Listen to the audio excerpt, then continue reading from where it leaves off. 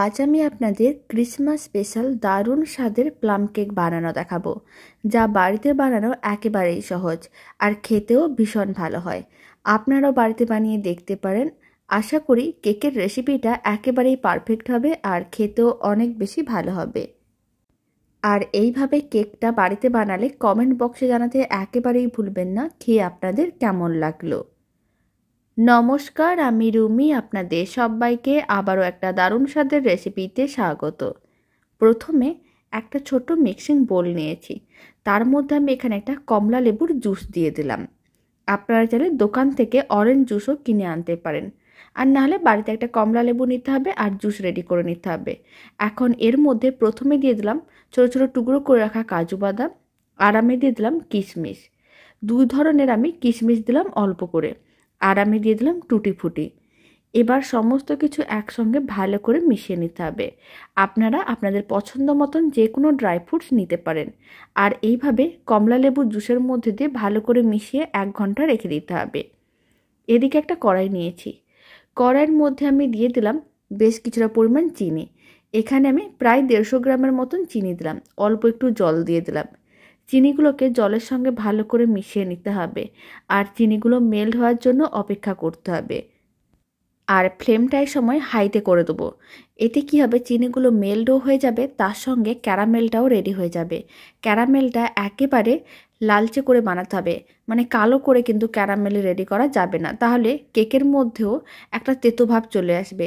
তাই লালচে করে ক্যারামেলটা রেডি করতে হবে। তাই এইভাবে অনবরত নাড়াচাড়া করতে হবে, যাতে চিনির শিরাটা কড়াইয়ের মধ্যে আটকে না যায়।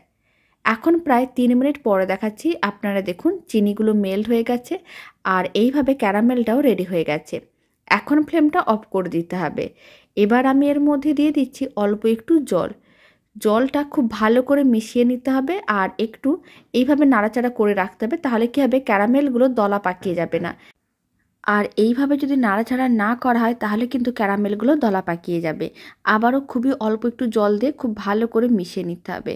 আপনারা দেখুন ক্যারামেলের মিশ্রণটা একেবারেই রেডি। ঠিক এরকমই লাল করে ক্যারামেলটা রেডি করতে হবে, তাহলে কেকের ফ্লেভারটাও ভালো আসবে, দেখতেও ভালো লাগবে। এখন আমি একটা বড় মিক্সিং বোল নিয়েছি, তার মধ্যে ভেজানো ড্রাই ফ্রুটসগুলো দিয়ে দিলাম। আর আমি যে ক্যারামেলের মিশ্রণটা রেডি করে রেখেছি সেই ক্যারামেলের মিশ্রণটাও দিয়ে দিতে হবে। সমস্ত কিছু একসঙ্গে ভালো করে মিশিয়ে নিতে হবে, মানে ড্রাই ফ্রুটসগুলোর সঙ্গে ক্যারামেলের মিশ্রণটা খুব ভালো করে মিশিয়ে নেব। এতে কালারটা খুবই ভালো আসবে। আপনারা এইভাবে একদিন হলেও প্লাম কেকের রেসিপি বাড়িতে বানিয়ে দেখতে পারেন। আশা করি কেকটা খেতে ভীষণ ভালো হবে। খুব ভালো করে মেশানো হয়ে গেছে। এবার আমি এর মধ্যে দিয়ে দেবো ময়দা। ময়দা একসঙ্গে পুরোটা দেওয়ার দরকার নেই। প্রথমে আমি 100 গ্রামের মতন ময়দা দিলাম, আর খুব ভালো করে এইভাবে মিশিয়ে নিতে হবে। এখানে অল্প অল্প ময়দা মেশাতে হবে, আর একটা ঘন মিশ্রণ রেডি করতে হবে। তাই কিছুটা পরিমাণ ময়দা দিয়ে প্রথমে ভালো করে মিশিয়ে নেব, যাতে কোনো রকমের দলা না থাকে। এইভাবেই কিন্তু সমস্ত কিছু ভালো করে মিশিয়ে নিতে হবে।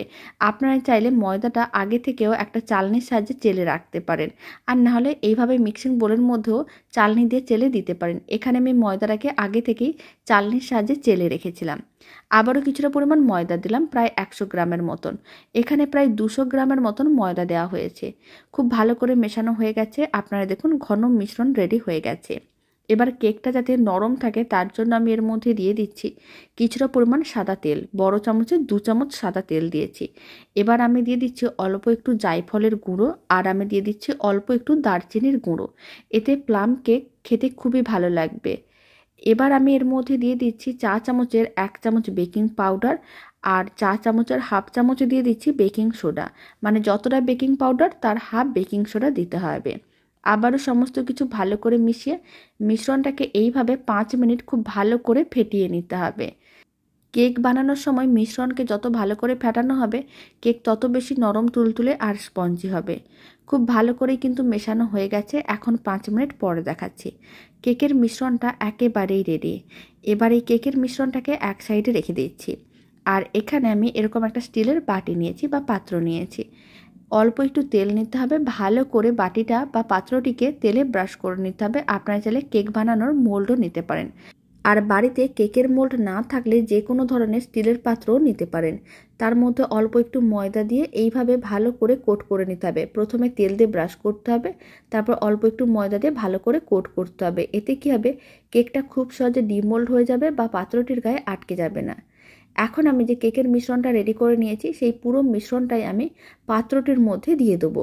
তারপরে পাত্রটিকে এইভাবে একটু ট্যাপ করে নেবো যাতে কোনো রকমের হাওয়া না থাকে। খুব ভালো করে ট্যাপ করে নিয়েছিলাম। এখন আমি কয়েকটা ড্রাই ফ্রুটস ওপরে ছড়িয়ে দেবো। প্রথমে আমি চারমগজটা দিয়ে দিচ্ছি, তবে এটা একেবারেই অপশনাল, আপনারা যারা দিতেও পারেন নাও দিতে পারেন। এটা দেওয়ার কারণে কেকটা দেখতে অনেক বেশি ভালো লাগবে। তারপর আমি টুটি ফুটি দিয়ে দিলাম, আর আমি দিয়ে দিচ্ছি কাজু বাদাম আর কিশমিশ। আপনারা প্লাম কেকটি বানানোর সময় আপনাদের পছন্দ মতন যে কোনো ড্রাই ফ্রুটস ব্যবহার করতে পারেন। এতে কেকটা দেখতেও ভালো লাগবে আর খেতেও ভালো লাগবে। সমস্ত ড্রাই ফ্রুটসগুলো কিছুটা করে ভেতরে দিতে হবে আর কিছুটা এইভাবে ওপরে দিতে হবে। এতে কেকটা দেখতে ভীষণ ভালো লাগবে। কেকের পাত্রটি একেবারে রেডি। এবার এই কেকের পাত্রটিকে এক সাইডে রেখে দিচ্ছি। আর আগে থেকে একটা কড়াইকে 5 মিনিট লো ফ্লেমে এইভাবে রেখে দিয়েছিলাম। কড়াইটা গরম হয়ে গেছে। এবার ঢাকনাটা খুলে নিতে হবে।